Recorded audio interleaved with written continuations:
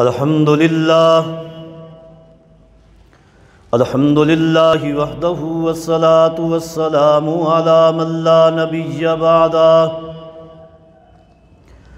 نحمدہ ونستعینہ ونستغفرہ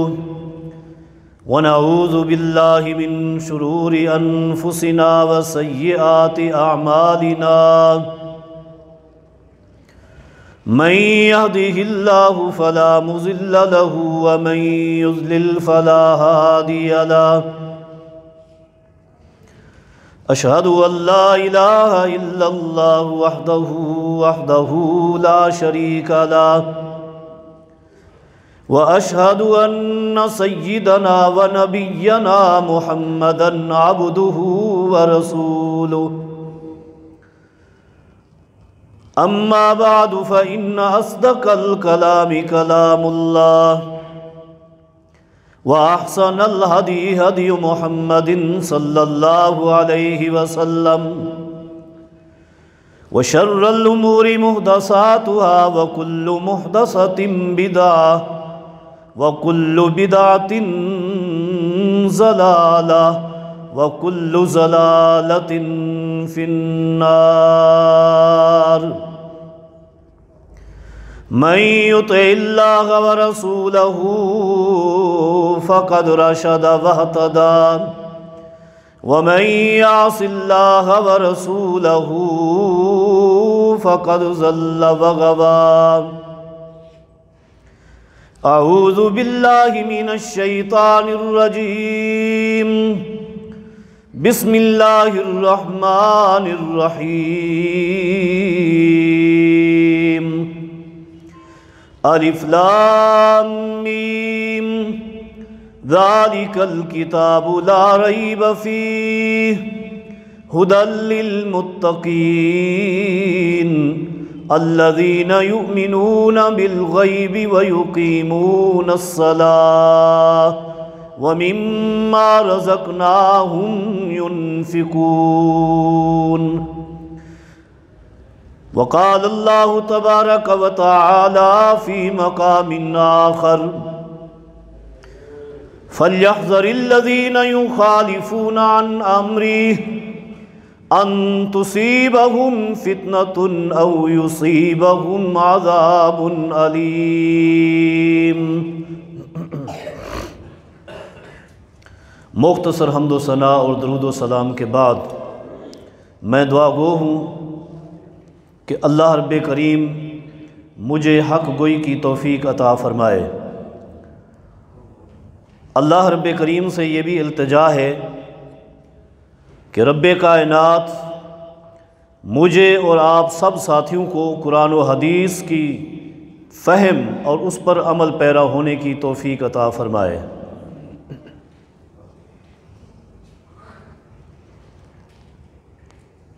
گزشتہ کئی دنوں سے نماز کے حوالے سے گفتگو چل رہی ہے۔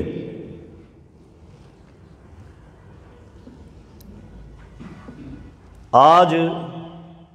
آپ ساتھیوں کے سامنے جس نقطے پر کچھ گزارشات رکھنی ہے وہ نقطہ ہے امامت کا۔ باجماعت نماز ادا کرنے کے لیے امامت کے حوالے سے چند باتیں آپ ساتھیوں کے سامنے رکھنی ہیں۔ اللہ رب کریم میری اور آپ کی اصلاح فرمائے۔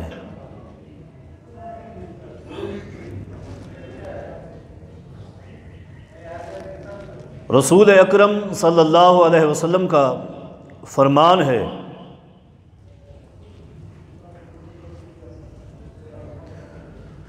یؤم القوم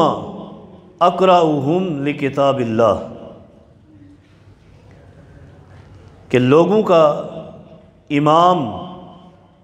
اس شخص کو بنانا چاہیے کہ جو ان سب سے قرآن کریم کو زیادہ پڑھنے والا ہو، زیادہ یاد رکھنے والا ہو۔ یعنی جسے قرآن کریم سب سے زیادہ یاد ہو وہی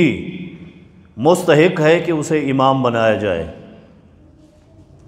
آگے فرمایا ان کانوا فی القراءۃ سواء فاعلمہم بالسنہ، اگر قرآن کریم ان تمام لوگوں کو برابر یاد ہے، جتنے لوگ وہاں موجود ہیں سب کو قرآن کریم ایک جیسا یاد ہے، تو پھر یہ دیکھیں اعلمہم بالسنہ، حدیث کا علم کس کے پاس زیادہ ہے، اسے اپنا امام بنائیں۔ فَإِنْ كَانُوا فِي السُّنَّةِ سَوَاءً فَأَقْدَمُهُمْ هِجْرَةً،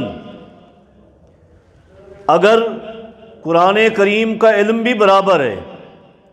حدیث کا علم بھی سب کے اندر برابر ہے، تو پھر یہ دیکھیں ان میں سب سے پہلے دین اسلام کے لیے ہجرت کس نے کی ہے؟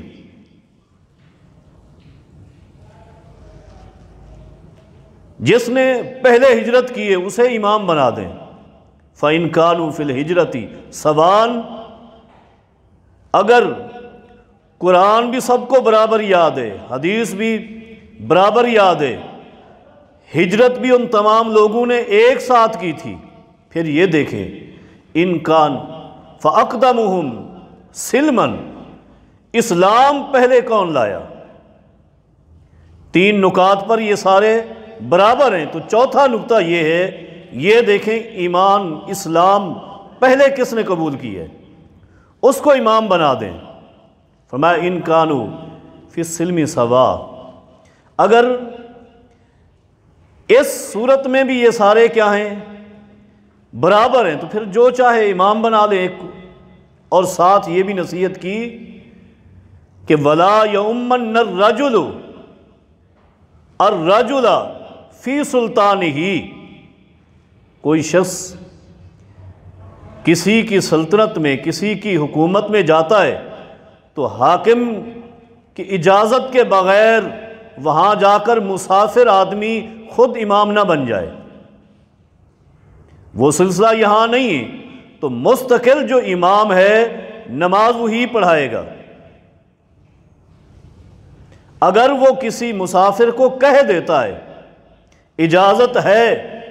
تو پھر وہ امامت کروا سکتا ہے، ورنہ اگرچہ وہ مرتبے میں زیادہ ہی کیوں نہ ہو، امامت کا مستحق وہی ہے جو مستقل ہے۔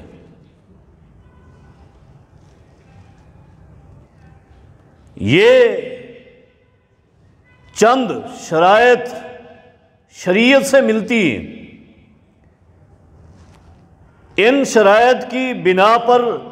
ایک آدمی کو امام بنا سکتے ہیں۔ جو فقہی شرائط ہے ان کا دین اسلام کے ساتھ کوئی تعلق نہیں ہے، اور ان میں بعض ایسی شرائط بھی ہیں جنہیں میں اس منبر پہ کھڑے ہوئے بیان ہی نہیں کر سکتا، ایسی غلط غلط شرائط بھی رکھی ہیں۔ حدیث کی روح سے یہ شرائط تھی، یہ عرض کر دی، اب یہ شرائط جس میں بھی پوری ہو جائیں وہ ہمارا امام بن سکتا ہے، وہ ہمارا امام بن سکتا ہے۔ مثلا قرآن کریم سب سے زیادہ جسے یاد ہے وہ ایک چھوٹا بچہ ہے، جسے نماز تو یاد ہے، نماز کا طریقہ آتا ہے، لیکن عمر میں سب سے کم ہے، حتیٰ کہ وہ نابالغ ہے، تب بھی شریعت کی روح سے، حدیث کی روح سے، کیونکہ اسے قرآن کریم زیادہ یاد ہے، اس لیے امام وہی بنے گا، وہی بنے گا۔ صحیح مسلم کی حدیث ہے، نبی علیہ الصلوۃ والسلام کے اپنے زمانے میں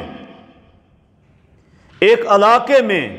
ایک بچہ امامت کرواتا تھا، وہ پورا علاقہ مسلمان ہوا، نبی علیہ الصلوۃ والسلام نے یہی حکم دیا کہ قرآن کریم جس کو سب سے زیادہ یاد ہو اسے اپنا امام بنا لو۔ انہوں نے جب قرآن کریم کے حوالے سے معلومات لی تو ایک نابالغ بچے کو سب سے زیادہ قرآن کریم یاد تھا، اس لیے کہ وہاں سے مسلمانوں کا اکثر گزر ہوتا اور بچہ اتنا شوقین تھا، اس میں جذبہ تھا، وہ ان مسلمانوں سے پوچھتا، مسلمان اسے قرآن سناتے، بچہ ذہین تھا، اس نے قرآن کریم کافی یاد کیا ہوا تھا۔ اب وہ بچہ کتنا تھا؟ صحیح مسلم کے الفاظ ہیں، وہ خود کہتے ہیں، وہی بچہ جن کا نام ہے عامر ابن سلمہ رضی اللہ عنہ، یہ خود کہتے ہیں آنا ابن 6 او 7، میں 6 یا 7 سال کا تھا، یعنی 6 سال مکمل ہو گئے، 7ویں میں داخل ہو رہے ہیں، یہ عمر ہے اس بچے کی، اور تمام نمازوں میں امام وہی بچہ ہے، حتیٰ کہ صحیح مسلم کے الفاظ ہیں ان کے پیچھے تمام مرد بھی نمازیں پڑھتے، عورتیں بھی پیچھے نماز پڑھنے کے لیے آیا کرتی تھی۔ ایک دن بعد میں ایک عورت آئی پیچھے، بچہ تھا، لباس اس وقت آپ جانتے لباس ویسے بھی بڑا تنگ تھا، تو اس عورت نے بعد میں کھڑے ہو کر یہ کہا کہ بچے کا جو لباس ہے یہ چھوٹا ہے، اس کا لباس بڑا ہونا چاہیے، سطر کھلنے کا اس کا خطرہ ہے، لباس بڑھا لیں۔ عامر ابن سلمہ فرماتے رضی اللہ عنہما، وہیں اس عورت کے کہنے پر تمام مسلمانوں نے، صحابہ کرام نے بیٹھ کر اسی جگہ فنڈ اکٹھا کیا، چندہ کیا، اسی وقت کپڑا لیا، میرے لیے بہترین قمیص سلوایا اور مجھے پہنا دیا۔ فرماتے فما فرحت بشیء فرحی بذالک القمیص، مجھے اس قمیص سے زیادہ کبھی خوشی نہیں پہنچی، میں اس قمیص کے ذریعے بڑا خوش ہوا۔ تو ائمہ کو خوش رکھا کریں، ائمہ کو خوش رکھا کریں، ان کی دعائیں لیا کریں۔ میرا یہ موضوع نہیں ہے، لیکن یہاں یہ بھی عرض کروں، حدیث میں آتا ہے جو شخص حافظ قرآن کی عزت کرتا ہے، اس کا صحیح احترام کرتا ہے، اس کو اتنا ثواب ملتا ہے، اتنا اجر ملتا ہے جتنا اللہ رب کریم کا ادب کرنے میں ثواب ملتا ہے۔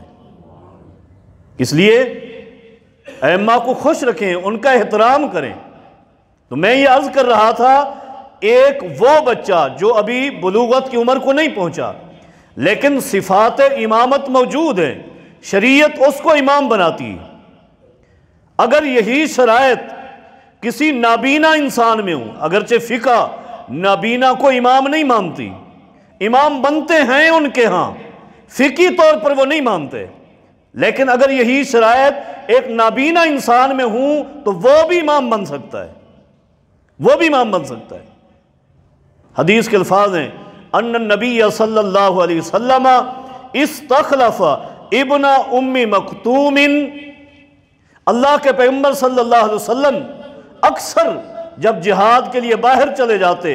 تو مدینہ میں اپنا نائب امام سیدنا عبداللہ ابن ام مکتوم کو بناتے، وَهُوَ رَجُلٌ أَعْمَى، وہ نابینا تھے، نابینا ہو کر 5 نمازیں مدینہ میں مصلی رسول پر پڑھاتے تھے۔ مصلی رسول پر ایک شخص نابینا ہونے کے باوجود امامت کا مستحق ہے، کھڑے ہو کر نماز پڑھا سکتا ہے، تو قیامت تک ایک نابینا شخص جس میں امامت کی شرائط موجود ہیں وہ نمازیں پڑھا سکتا ہے، کوئی اعتراض نہیں ہے۔ یہ حق اسے شریعت نے دی ہے، یہ اعزاز اس کو شریعت نے دیا ہے، اس لیے ایک نابینا شخص بھی امامت کروا سکتا ہے اگر اس کے اندر یہ شرائط موجود ہے۔ آج آپ نے توجہ سے میرے یہ ٹوٹے پھوٹے جملے سننے، اس لیے کہ یہ چھوٹے چھوٹے مسائل بیان ہوں گے تاکہ کہیں کوئی مسئلہ رہ نہ جائے، کوئی خطابت والا انداز نہیں، یہ ایک سبق والا انداز ہے، اور اسی میں انشاءاللہ ہمارا فائدہ ہوگا۔ امامت کا ایک نقطہ یہ بھی ہے کہ عورت بھی امامت کروا سکتی ہے، لیکن عورتوں کی عورت بھی امامت کروا سکتی ہے، لیکن عورتوں کی، مرد عورتوں کی بھی امامت کروا سکتا ہے، مردوں کی بھی امامت کروا سکتا ہے، لیکن عورت صرف عورتوں کی امامت کروا سکتی ہے، مردوں کی امامت نہیں کروا سکتی۔ نبی علیہ الصلوۃ والسلام کے زمانہ میں بھی اور آپ کے بعد بھی صحابیات سے امامت کروانا ثابت ہے۔ سیدہ عائشہ رضی اللہ عنہا امامت کرواتی تھیں، سیدہ ام سلمہ رضی اللہ عنہا نبی علیہ الصلوۃ والسلام کی بیویاں ہیں دونوں، وہ بھی امامت کرواتی تھیں۔ نبی علیہ الصلوۃ والسلام کے اپنے حکم پر ایک صحابیہ ہیں سیدہ ام ورقہ، وہ بھی امامت کروایا کرتی تھیں، وہ بھی امامت کرواتی۔ اور دین اسلام کی جو پہلی جنگ ہوئی، جنگ بدر کے لیے جب نبی علیہ الصلوۃ والسلام کے ساتھ صحابہ کرام جا رہے، یہ ام ورقہ ایک بوڑھی خاتون نبی علیہ الصلوۃ والسلام کے پاس چل کر آئیں اور آ کر عرض کی، اللہ کے رسول صلی اللہ علیہ وسلم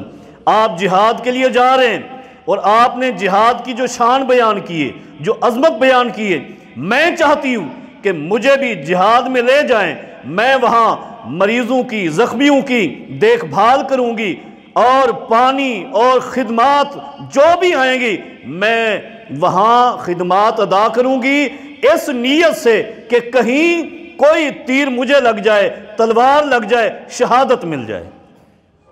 شہادت لینا چاہتی ہوں، مجھے میدان بدر میں لے جائیں۔ نبی علیہ الصلوۃ والسلام نے بڑے قیمتی جملے ارشاد فرمایا ام ورقہ کری فی بیتک، تو جنگ بدر میں نہ جا، میرا کہنا مان، اپنے گھر میں رہ جا، فَإِنَّ اللَّهَ عَزَّ وَجَلَّ يُرْزِقُكِ الشَّهَادَةَ، میں نبی اپنی نبوت والی زبان سے تجھے خوشخبری سناتا ہوں کہ اللہ تجھے تیرے گھر میں شہادت عطا فرمائے گا،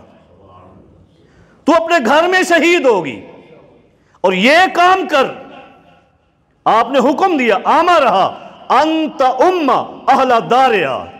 آج سے تو اپنے اہل خانہ کو،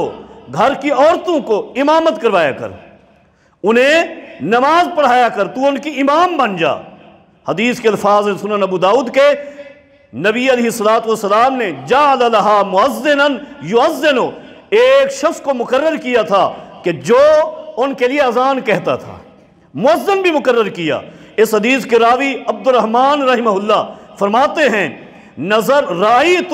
مؤذنہا شیخا کبیرہ، میں نے اس عورت کے مؤذن کو دیکھا تھا، انتہائی ضعیف بوڑھا انسان تھا، جس کی ڈیوٹی لگائی اللہ کے پیارے پیغمبر نے، اس بڑھیا کے لیے آپ نے اذان کہنی ہے اور اس نے اپنے پورے گھر میں امامت کروانی ہے، 5 نمازوں کی امامت کروانی ہے، اور ساتھ یہ فرمایا کہ اپنے گھر میں رہے، اللہ تجھے تیرے گھر کے اندر شہادت عطا فرمائے گا۔ اور نبی علیہ الصلوۃ والسلام، حدیث کے الفاظ ہیں، جب تک زندہ رہے کان یزورہا، اکثر نبی علیہ الصلوۃ والسلام جب بھی وقت ملتا اس عورت سے ملاقات کے لیے جاتے، اس کی زیارت کرتے، اس کے ساتھ بڑی محبت تھی نبی علیہ الصلوۃ والسلام کو، اور صحابہ کو ایسی محبت، صحابہ کہتے ہیں یہ عورت مدینہ کے اندر رہتی، مدینہ کی گلیوں میں چلتی پھرتی تھی، لیکن تمام صحابہ نبی علیہ الصلوۃ والسلام کی اس خوشخبری کی وجہ سے اس کو شہیدہ کہتے تھے، یہ زندہ پھرتی تھی، صحابہ اس کو شہیدہ کہتے تھے۔ یہ صحابہ کرام کا ایمان ہے، یہ ایمان ہے ان کا، کیا کہ اللہ کے پیارے پیغمبر صلی اللہ علیہ وسلم کی زبان سے ایک نقطہ بھی اللہ کی وحی کے بغیر نہیں نکلتا، آپ نے جو کچھ کہا وہ حق ہے، وہ حق ہے۔ یہ عورت اپنے گھر میں امامت کرواتی اور یہ سلسلہ جاری رہا حتیٰ کہ نبی علیہ الصلوۃ والسلام دنیا سے چلے گئے، آپ فوت ہو گئے، زمانہ ابو بکر صدیق کا آ گیا رضی اللہ عنہ، تب بھی ان کی امامت گھر میں جاری، ابو بکر صدیق بھی دنیا سے چلے گئے رضی اللہ عنہ، زمانہ سیدنا عمر کا آ گیا، سیدنا عمر رضی اللہ تعالیٰ عنہ کے دور میں ایک دن ایسا آیا کہ اس عورت کے 2 غلام تھے، ایک غلام تھا مرد اور ایک لونڈی تھی، اس عورت نے انہیں کہا تھا کہ میرے تم مدبر غلام ہو۔ مدبر غلام کا معنی یہ ہے کہ جب میں فوت ہو جاؤں تم آزاد ہو، جب تک زندہ ہوں میرے غلام ہو، جب میں مر جاؤں گی تم آزاد ہو۔ اب کچھ عرصہ ہو گیا تھا، اس کی زندگی جب تک ہے یہ آزاد نہیں ہے۔ اب ان دونوں پر شیطان سوار ہوا کہ یہ کب تک زندہ رہے اور کب تک ہم اس کے غلام رہیں، اس کی زندگی کا صفایا کریں اور ہم آزاد ہو جائیں۔ ایک رات دونوں نے مل کر مشورہ کیا، سنن ابو داؤد کے الفاظ ہیں، ایک کپڑا اٹھا کر نیند کی اس کی حالت میں اس کے منہ میں کپڑا دبا کر سانس بند کر کے گلا دبا کر کے اس کو قتل کر دیا، شہید ہو گئی، شہید ہو گئی۔ اب آپ اندازہ لگائیں، صحابہ کرام کا ایمان چیک کریں، شہادت ملتی ہے کہاں؟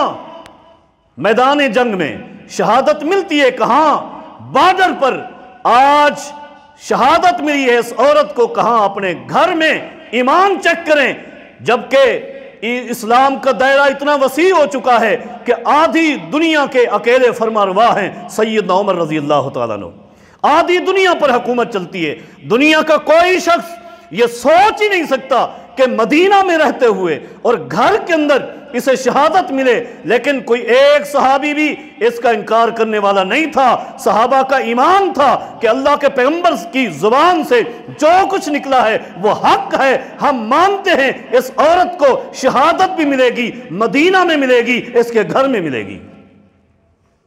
آج کچھ لوگوں کو بیماری ہے، کچھ لوگوں کو بیماری ہے۔ بیماری یہ ہے کہ کہتے ہیں کہ فلاں حدیث کا فلاں مسئلہ، حدیث تو صحیح ہے، سند صحیح ہے، لیکن ہمارے دماغ سے ٹکراتا ہے، ہماری عقل اس کو نہیں مانتی، اس لیے ہم اس حدیث کو رد کرتے ہیں۔ نہیں مانتے، رد کرنے کا قاعدہ یہ ہے کہ یہ حدیث ہمارے عقل کے خلاف ہے۔ حضرات، یہ بات بھی صحابہ کی عقل کے خلاف تھی کہ سلطنت اسلام کہاں تک پہنچ چکی ہے، لیکن اس عورت کو شہادت بھی ملے گی، گھر میں ملے گی۔ یہ نقطہ یاد رکھیں، اس بیماری کا علاج کریں۔ وہ ذہن بیمار ہے جو کہے کہ یہ حدیث میرے ذہن کے، میرے دماغ کے مخالف ہے، اس لیے نہیں مانتا، حدیث کو پھیرتا ہوں۔ نانا، حدیث کو نہیں پھیرنا، بلکہ اپنے ذہن کا علاج کریں، اور علاج بھی کسی ڈاکٹر کے پاس نہیں ملے گا۔ آئیے میں بتاتا ہوں، اس ذہن کا علاج ایک ہی ہے۔ اس ذہن کو یہ نقطہ بتا دیجئے کہ میرے ذہن تو یاد کر لے، جو چیز میری ذہن کے مخالف ہوگی اور پیغمبر کی صحیح حدیث ہوگی، میں اپنے ذہن کو ٹھوکر مانوں گا، پیغمبر کی حدیث کو مانوں گا، اس لیے کہ پیغمبر کی زبان سے نکلنے والا ایک ایک نقطہ اللہ کی وحی ہے۔ اگر اس نقطے کو ٹھکرا دیا، دماغ کی مان لی، کافر ہو جائے گا، مرتد ہو جائے گا، دین اسلام سے خارج ہو جائے گا۔ یہ بیمار دماغ دین اسلام سے خارج ہو جاتے۔ صحابہ کرام کا ایمان دیکھیے، اس عورت کو شہادت بھی ملی ہے، اپنے گھر میں ملی ہے۔ سیدنا عمر رضی اللہ تعالیٰ عنہ کو صبح اطلاع ملی، امیر عمر رضی اللہ تعالیٰ عنہ نے ان دونوں کو پکڑا اور دونوں کو مدینہ کے اندر اس عورت کے بدلے میں قتل کر دیا تھا۔ تو میں یہ عرض کر رہا تھا کہ عورتیں بھی امامت کرواتی تھیں، عورت امامت بھی کروا سکتی ہے، عورت اقامت بھی کہہ سکتی ہے۔ اور ایک نقطہ اور بھی یاد رکھیے، کان کھول کر سن لیجئے، عورت حدیث کی روح سے اذان بھی کہہ سکتی ہے، لیکن اذان وہ کہہ سکتی ہے جو آواز اس کی غیر محرم نہ سنے۔ جہاں گھر میں، جس کمرے میں، جس جگہ امامت کرواتی ہیں، اگر وہ چاہتی ہیں، ان کے لیے لازمی اور ضروری نہیں، مردوں کی طرح لازمی اور ضروری نہیں، اگر کوئی عورت چاہتی ہے تو وہی عورتیں ہی اس کی آواز سنیں تو وہ اذان بھی کہہ سکتی ہے۔ میں دلیل دوں گا، امام بہقی رحمہ اللہ نے سنن الکبریٰ کے اندر روایت نقل کی ہے، سید عائشہ رضی اللہ تعالیٰ عنہ کا عمل نقل کیا ہے کہ ان عائشہ رضی اللہ عنہ تؤذن وتقیم وتؤم النساء وتقوم وسطہن۔ سید عائشہ رضی اللہ عنہ خود اذان بھی کہتی تھیں، اقامت بھی کبھی کبھی کہتی تھیں، عورتوں کی امامت بھی کرواتی، اور امامت کے لیے عورت کے لیے قاعدہ بھی بیان ہوا۔ قاعدہ یہ ہے کہ مرد اگر امام ہے تو وہ آگے مصلی پہ کھڑا ہوتا ہے، لیکن عورتیں، جب عورت امامت کروائے گی تو عورتوں کی پہلی صف کے درمیان میں، انہی عورتوں کی لائن میں ان کے ٹخنے کے ساتھ ٹخنا ملا کر وہ امام عورت وہیں کھڑی ہوگی۔ فرق یہ فرق یاد رکھیے۔ عورت بھی امامت کروا سکتی ہے لیکن شرائط کے ساتھ، اگر وہ چاہتی ہے۔ ویسے ان کے لیے لازمی اور ضروری نہیں ہے، عورت چاہتی ہے تو اس طرح امامت ہو سکتی ہے۔ اب دوسرا نقطہ اور سنیے، وہ نقطہ یہ ہے کہ جب امام اور مقتدی صرف دو آدمی ہوں، صرف کیا ہوں؟ دو آدمی ہوں، اگر دونوں مرد ہیں تو امام بائیں طرف کھڑا ہوگا، الٹی سائیڈ پر کھڑا ہوگا، اور مقتدی اس کی دائیں طرف کھڑا ہوگا۔ اگر دو ہیں لیکن ایک مرد ہے اور ایک کیا ہے؟ عورت ہے، گھر میں اپنی بیوی کو جماعت کروا رہا ہے، اپنی والدہ کو نماز پڑھا رہا ہے، بہن کو نماز پڑھا رہا ہے، بیٹی کو نماز پڑھا رہا ہے، ایک مرد ہے اور ایک عورت ہے، تو پھر مرد جو امام بن رہا ہے وہ آگے مصلی پہ کھڑا ہوگا اور عورت اکیلی صف میں کھڑی ہوگی، اس لیے کہ عورت اگر اکیلی بھی ہو تب بھی اس کی صف ہے، مرد اگر اکیلا ہو تو اس کی صف نہیں ہے۔ آپ پھر بھی اس نقطے کو یاد کر لیں، میں نے گزشتہ جمعہ بھی عرض کیا تھا، جو مرد ہے اس کی اکیلی صف نہیں ہوتی، اکیلے اس کی صف نہیں ہوتی، دو کا سلسلہ یہ ہے۔ اور دوسری بات یہ بھی ہے، اکیلا انسان بھی امامت کروا سکتا ہے، اکیلا بھی امامت کروا سکتا ہے۔ سنن ابو داؤد کے الفاظ ہیں، نبی علیہ الصلوۃ والسلام نے فرمایا، اللہ پاک اس بندے سے بڑی محبت کرتا ہے، اس انسان سے بڑی محبت کرتا ہے۔ کون؟ فرمایا جو اکیلا ہونے کے باوجود بھی یؤذن و یقیم للصلاۃ، اذان بھی کہتا ہے، اقامت بھی خود کہتا ہے، پھر امامت بھی کرواتا ہے۔ اللہ اتنا خوش ہوتا ہے، اللہ رب کریم اپنے فرشتوں کا آواز لگاتا ہے، او میرے فرشتوں، انظروا الی عبدی ھذا، میرے اس بندے کو دیکھو، میرے اس بندے کو دیکھو، اس نے اذان کہی، اقامت کہی، امامت کروا رہا ہے، دیکھو نماز پڑھ رہا ہے، اور کیوں اس نے ایسا کیا؟ اللہ فرماتا ہے یخاف منی، کوئی اور لالچ نہیں، کوئی لالچ نہیں، یخاف منی، یہ میرا بندہ مجھ سے ڈرتا ہے، یہ مجھ سے ڈرتا ہے۔ اور سن لو، گواہ ہو جاؤ، میرا اعلان ہے، قد غفرت لہ وادخلتہ الجنہ، آج میں نے اپنے اس بندے کو معاف بھی کر دیا ہے اور اسے جنت کا داخلہ بھی عطا کر دیا ہے۔ اس کے جنت میں داخلے سے رکاوٹ صرف اور صرف اس کی موت ہے، فوت ہوتے ہی اللہ اس کو جنت میں داخل کر دے گا۔ جو اکیلا اللہ کے ڈر کی خاطر یہ اہتمام کرتا ہے، اکیلا شخص اذان بھی کہہ سکتا ہے جہاں اذان کی آواز نہیں جاتی، اقامت بھی کہہ سکتا ہے اور خود امامت بھی کرا سکتا ہے، اللہ فرشتوں کو پیچھے بھیج دیتا ہے۔ اگر ایک مسئلہ یہاں اور بھی ہے، اگر کسی شخص نے اکیلے نماز شروع کی ہے، اقامت بھلے نہیں بھی کہی، کسی کو امامت کروانے کی نیت ہی نہیں تھی، تنہا اکیلا نماز پڑھ رہا تھا، کچھ لوگ آ گئے، ایک ساتھی، دو آ گئے، جتنے بھی آ گئے، اگر انہوں نے اس کے پیچھے صف بنا لی، ایک ہے اس کی دائیں طرف اس نے صف بنا لی، اس کے ساتھ نماز پڑھنا شروع کر دی، تب بھی یہ امامت اور یہ اقتداء دونوں صحیح، دونوں جائز ہیں۔ سنن ابو داؤد، سید عائشہ رضی اللہ تعالی عنہ راویہ فرماتی ہیں، صلی رسول اللہ صلی اللہ علیہ وسلم فی حجرتہ والناس یأتمون بصلاتہ من وراء الحجرۃ، اللہ کے پیارے پیغمبر رات کو کبھی کبھی تہجد پڑھنے کے لیے مسجد میں بھی چلے جاتے تھے۔ ماہ رمضان تھا، نبی علیہ الصلوۃ والسلام اکیلے مسجد میں نماز پڑھنے، اور کھجور کے پتوں کی بنی ہوئی چٹائی، باہر اس کو کمرے نما، حجرہ نما بنایا ہوا ہے، تنہا اکیلے نماز پڑھ رہے ہیں۔ صحابہ کرام نے دیکھا، سب نے آ کر پیچھے صف بنا لی۔ اب نبی علیہ الصلوۃ والسلام امام بن گئے، صحابہ مقتدی گنے، آپ امام بن کے ان کو نماز پڑھا رہے ہیں، صحابہ پیچھے آپ کی اقتداء میں نماز پڑھ رہے ہیں۔ نبی علیہ الصلوۃ والسلام کی امامت کی کوئی نیت نہیں تھی، صحابہ آ گئے، وہاں سے امامت اور اقتداء دونوں شروع ہو گئی۔ تو یہ طریقہ بھی امامت میں جائز ہے، اس طرح بھی امامت ہو سکتی ہے۔ امامت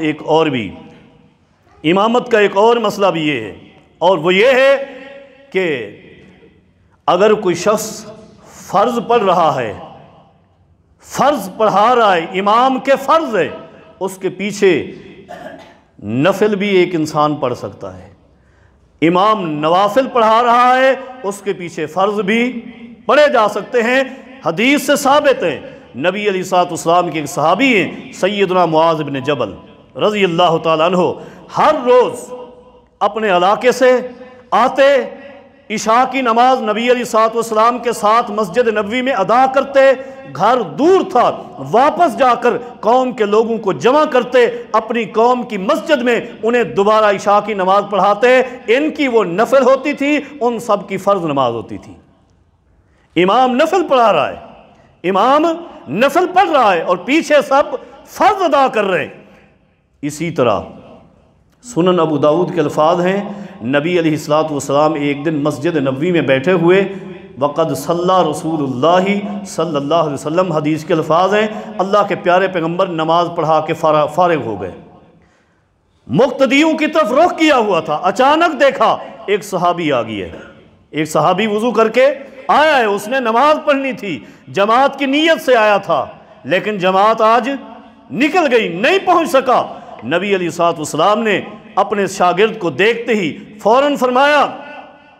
من یتجر علی ھذا، من یتصدق علی ھذا، کون ایسا بندہ ہے جو اٹھ کر اس کے ساتھ نماز پڑھے، اس کے اوپر اس کا صدقہ ہو جائے گا، اللہ اس کو بھی ثواب عطا فرمائے گا۔ ایک شخص کھڑا ہو گیا، ایک حدیث میں آتا ہے ابو بکر صدیق کھڑے ہو گئے رضی اللہ عنہ، کھڑے ہو گئے۔ اب یہاں حدیث میں وضاحت نہیں، ایک امام بن گیا، دوسرا مقتدی بن گیا، حدیث میں یہ وضاحت نہیں کہ امامت کس نے کروائی تھی، اقتدا کس نے کی تھی، احتمال دونوں موجود ہیں، اس لیے فرض پڑھنے والا امام بھی بن سکتا ہے، فرض پڑھنے والا مقتدی بھی بن سکتا ہے، اس سے علاوہ بھی کئی ایک دلائل اور بھی موجود ہیں۔ تو فرض اور نفل دونوں کی ایک دوسرے کے پیچھے اقتدا ہو جاتی ہے۔ اسی طرح امامت کا ایک مسئلہ مسافر اور مقیم کا بھی ہے۔ کبھی کبھی امام مسافر ہوتا ہے اور مقتدی مقیم ہوتے ہیں، اور کبھی امام مقیم ہے، پیچھے کچھ مقتدی مسافر ہیں، تو مسئلہ کیا ہے؟ اب نماز کیسے پڑھیں؟ نبی علیہ الصلوۃ والسلام جب فتح مکہ کے وقت مکہ میں رہے تو حدیث کے الفاظ ہیں، اقام رسول اللہ صلی اللہ علیہ وسلم 18 لیلۃ، مکہ میں آپ نے 18 راتیں گزاری، 18 دن وہاں رہے، مسلسل آپ نماز پڑھاتے تھے۔ اور کیسے نماز پڑھاتے؟ حدیث کے الفاظ ہیں، یصلی رکعتین، نبی علیہ الصلوۃ والسلام 2 رکعت پڑھاتے اور ساتھ ہی فرماتے تھے، یا اہل البلد، او مکہ والو، صلو اربعن انا سفرن، تم 4 رکعتیں پڑھو، اس لیے کہ ہم مسافر ہیں۔ خود 2 پڑھاتے، مکہ کے رہنے والے جو مسلمان تھے، صحابہ تھے، وہ 4 پڑھتے تھے، آپ کے ساتھی جو مسافر تھے وہ 2 پڑھتے تھے۔ امام مسافر ہے، مقتدی مقیم ہے، مقتدی اپنی پوری نماز کریں گے، مقتدی اپنی پوری نماز 4 رکعت پڑھیں گے۔ اسی طرح اگر امام مقیم بن جاتا ہے، اب پیچھے مسافر بھی مقتدی ہیں، کچھ لوگ یہاں غلطی کھا جاتے ہیں، میں اس غلطی کی وضاحت کرتا ہوں۔ وہ غلطی یوں کرتے ہیں، بعض لوگ شروع سے مل جاتے ہیں، امام 4 رکعت پڑھا رہا ہے، مثلا ظہر کی نماز ہے، تو جب اس کی 2 رکعت ہوتی ہیں، جو مسافر مقتدی ہیں وہ ایسا کرتے ہیں کہ وہ تیسری رکعت کے لیے کھڑے ہو جاتے ہیں امام صاحب، اور مقیم مقتدی یہ وہاں بیٹھے رہتے ہیں اور سلام پھیر دیتے ہیں۔ یہ طریقہ ناجائز اور غلط ہے۔ بعض لوگوں نے یہ طریقہ اپنایا ہے، رک جاتے ہیں کہ پہلی 2 رکعتیں جب امام پڑھ لیتا ہے، تیسری رکعت سے مل جاتے ہیں، امام کے ساتھ سلام پھیر دیتے ہیں، امام صاحب کی 4 ہو گئیں، یہ چونکہ مسافر تھے ان کی 2 ہو گئیں۔ یہ طریقہ بھی غلط ہے، یہ طریقہ بھی غلط ہے۔ جب امام مقیم ہے، شریعت نے ہماری رہنمائی یہ کی ہے کہ مقیم امام کے پیچھے آپ نے بھی مکمل نماز پڑھنی ہے، مکمل نماز پڑھنی ہے۔ سنن کبرا بیہقی، راوی اور عامل سیدنا عبداللہ ابن عمر رضی اللہ عنہما فرماتے ہیں کہ ان ابن عمر یصلی رکعتین اذا کان وحدہ، سفر میں جب عبداللہ بن عمر رضی اللہ تعالیٰ عنہ اکیلے نماز پڑھتے، امامت نہ ملتی، اکیلے پڑھتے، یصلی رکعتین، 2 رکعت پڑھتے تھے، وَإِذَا صَلَّى مَعَ الْإِمَامِ، اور جب امام کے پیچھے نماز پڑھتے، یصلی 4، امام کی اقتداء کرتے ہوئے 4 رکعت پڑھتے تھے۔ تو شریعت نے رہنمائی کی کہ جب امام کیا ہو، مقیم ہو، تو آپ نے نماز سفر والی نہیں پڑھنی، اقامت والی پڑھنی، اقامت والی نماز پڑھنی۔ یہ امامت کے حوالے سے چند جملے عرض کر رہا ہوں۔ ایک بات، ایک سوال یہ بھی ہمارے اندر گھومتا ہے کہ مشرک امام کے پیچھے نماز پڑھنا کیسا ہے؟ مشرک امام کے پیچھے نماز پڑھنا کیسا ہے؟ جس شخص کے عقیدے میں شرک ہے، آپ جانتے ہیں کہ واضح شرک کر رہا ہے، چاہے وہ صرف ایک عمل ہی کیوں نہیں،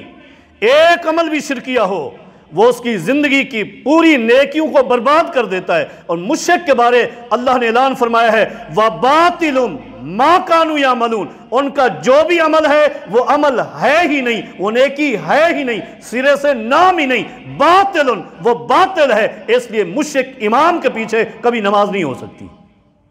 جس کے عقیدے میں واضح شرک ہے اس کے پیچھے نماز نہیں، اس لیے کہ باطل ما كانوا يعملون۔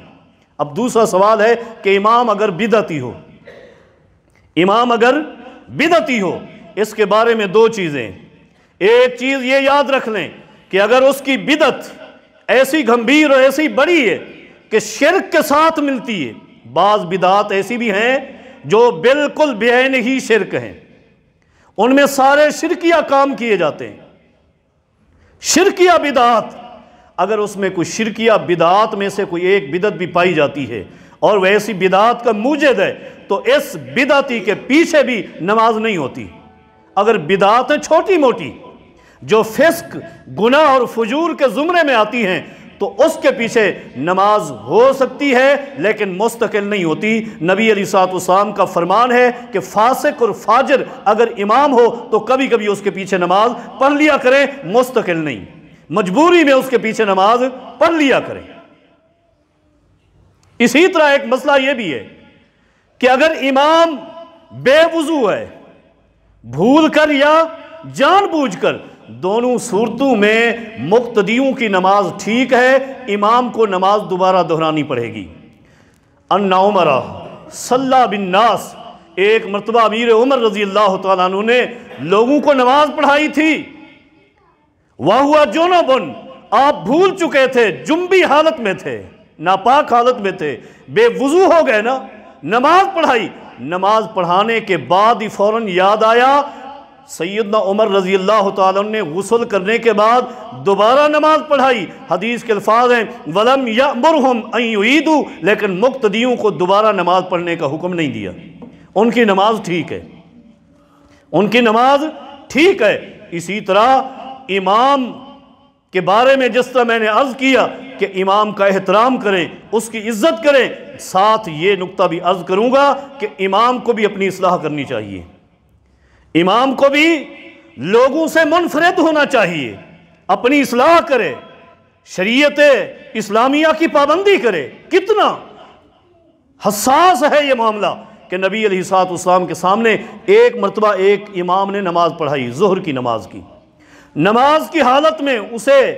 بلغم نے، تھوک نے تنگ کیا۔ اب شریعت کا حکم یہ ہے، آج کل تو پکی مساجد ہیں، کپڑے میں کہیں تھوک ڈال لیں اور بعد میں اس کو صاف کر لینا۔ اگر کچی مسجد ہو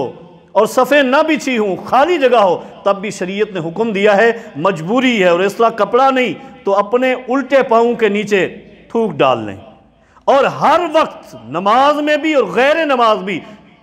قبلہ کی طرف تھوکنا شریعت نے منع کیا ہے۔ نبی علیہ الصلوۃ والسلام نے اس امام کو خود دیکھا، نماز پڑھاتے ہوئے اسے تھوک آیا، اس نے قبلہ کی طرف تھوک دیا،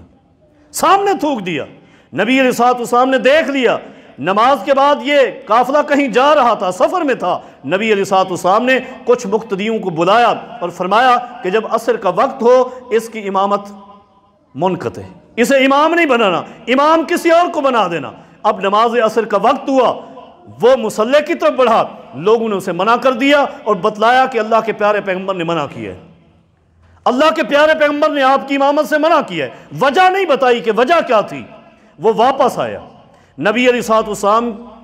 کے سامنے سوال رکھا، پریشان ہو گیا کہ کیا ہو گیا۔ نبی علیہ الصلوۃ والسلام نے فرمایا نعم، جی ہاں، تیری امامت سے میں نے منع کیا ہے، اس لیے کہ تو نے قبلہ کی طرف تھوکا ہے۔ فَإِنَّكَ آذَيْتَ اللَّهَ وَرَسُولَهُ، طبرانی کے الفاظ ہیں إِنَّكَ آذَيْتَ اللَّهَ وَمَلَائِكَتَهُ، تو نے قبلہ کی طرف تھوک کر اللہ کو بھی تکلیف دی ہے، اس کے فرشتوں کو بھی تکلیف دی ہے، اس کے رسول کو بھی تکلیف دی ہے، اس لیے تیری امامت میں نے ختم کر دی، تو امام نہیں بن سکتا۔ حضرات وقت ہو چکا، باتیں اور بھی تھیں،